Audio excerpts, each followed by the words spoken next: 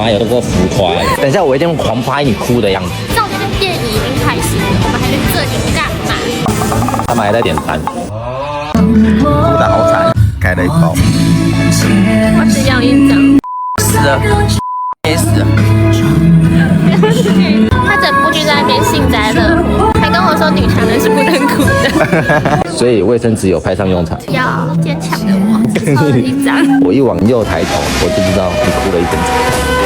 真的是一整场，在这个电影发现人间不悲欢，受刑人他也是经历过很多他不想经历的事情，他才去被关进去。所以监狱的人不一定就是比我们没有在监狱里面的人还要坏，他们在监狱里面是互相的温暖对方，让我看见了一个人性善良的一面，也让我看到了母爱，母爱真的很伟大。如果带你妈妈来看会怎么样？我也很好奇他会不会哭。如果还没有看的，要来看的，可以来跟我拿卫生纸。